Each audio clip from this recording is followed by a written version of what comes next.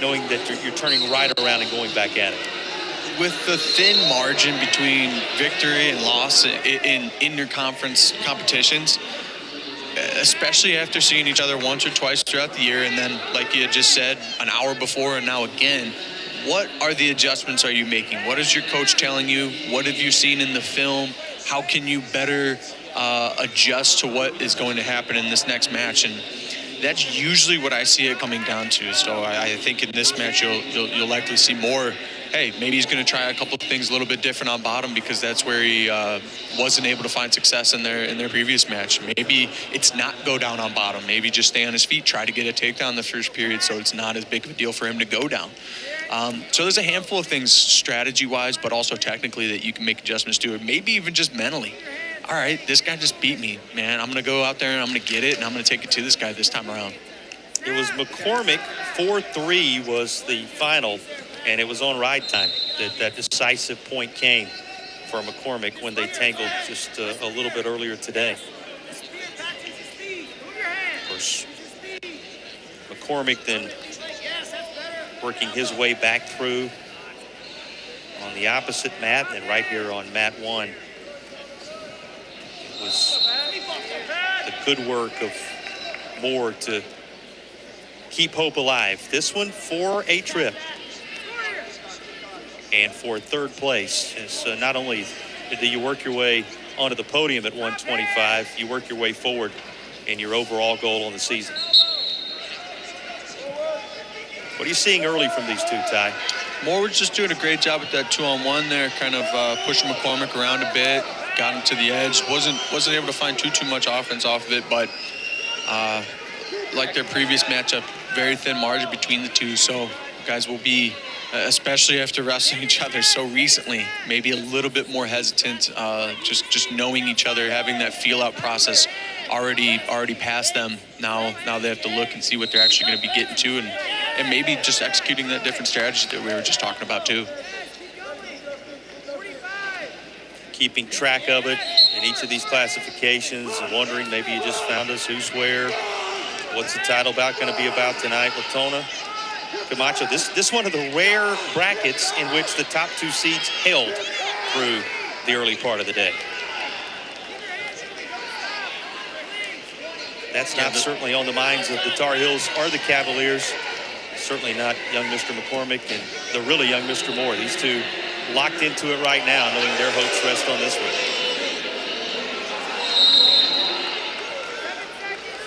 This first period looks like it's going to be ending 0-0, and now we get to see how's this going to work out with who's going to go down, and will they go down, or are you going to look to defer? Some strategy comes into play here. Why do we use the terminology, the extremely young Mr. Moore? Well, we say extremely young because he was 17 at the start of the season. He's turned 18 during this wrestling campaign, and already finding bright lights on him and key moments for his crew. Youngest starter in North Carolina history for UNC. That's crazy to think, being 17 years old and wrestling in a match like this. I luckily redshirted my freshman year and didn't have to deal with that, where I was just going to open tournaments and failing to place typically and eating a lot of peanut butter and jelly sandwiches. Sounds like a nice life. The open tournament circuit's brutal. I'm not gonna lie. You got to travel far away. You got to kind of pay for it when you're redshirting, and you wrestle a ton of matches. You don't always place, and some of the tournaments are really tough. So, and you're young. You don't even know what you're doing necessarily. So, but Mr. Moore finds himself as to be desired from a lot of other people for sure. Well, and we should remind everyone, as you do talk about those early days and those critical moments, it ended up, among other classic moments, heavyweight championships in the ACC, ended up on a podium in Poland as well, where hardware was handed out. So worth the journey, I think you would be the first to say, worth the battles, worth all the preparations along the way. I guess I wasn't adding too much credit to anything I was saying. So anybody that was listening to that, where they're like, why am I listening to what this guy's saying about what's happening technically? What does he know? Yeah, no, he's the guy who's been there at the top level of this sport, this league. And you're looking at a 2021 NCAA qualifier in McCormick, who has his moment perhaps thus far in the match against Moore. He's doing an awesome job with those mat returns.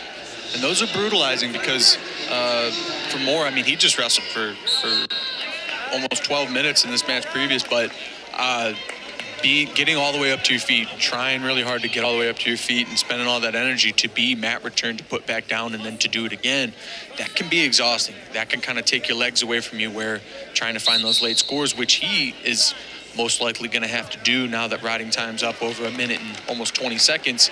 It can create some interesting challenges later on. And again, against an opponent who knows exactly what it takes to win this third-place match. It's exactly what McCormick was able to do as an NCAA qualifier in that 2020-2021 campaign. And right on out. You see the ride time now, 90 seconds.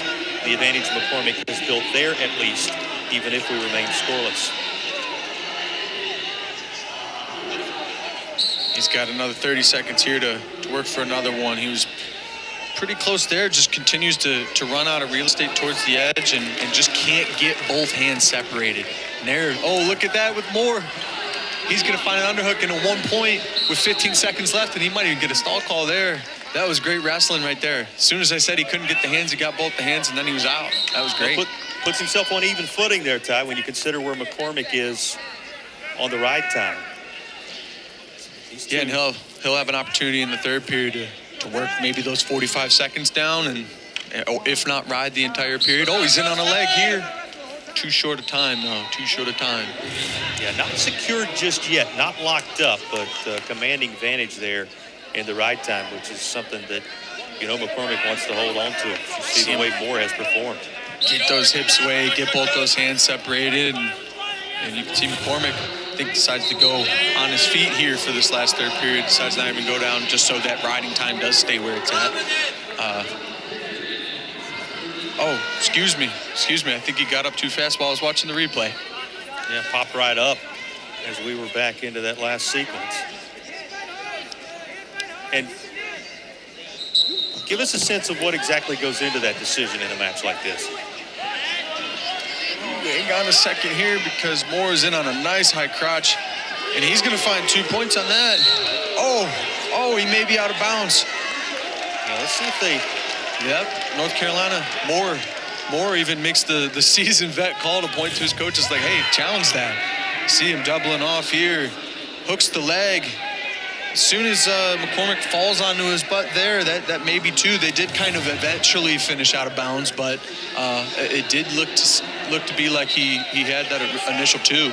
Well, he tried to drag the toe, and he, as you said, was very clear. He was of the belief that was landed before they eventually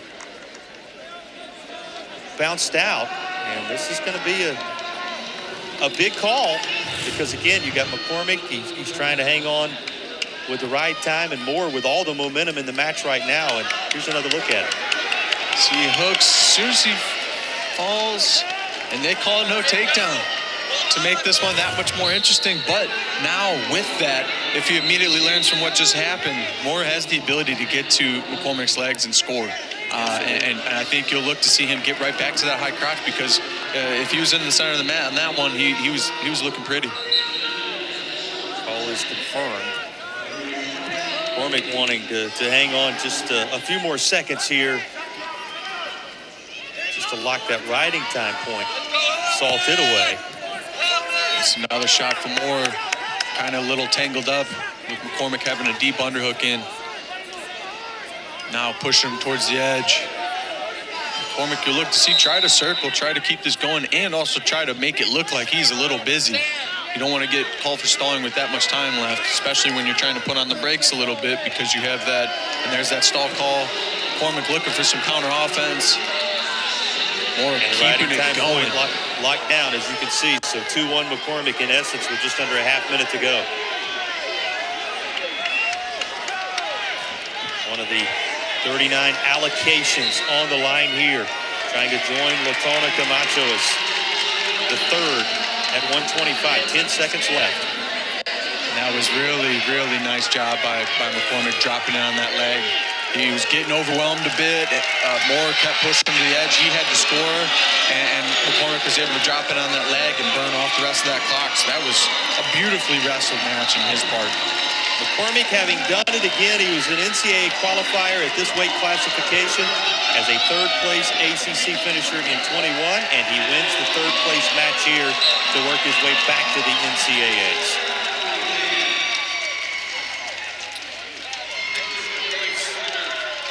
So we know who the three will be. McCormick, Latona, Camacho, who will wrestle a little bit later on for gold. But there's a moment for you, Ty, working your way onto the podium at ACCs and working your way into the NCAAs.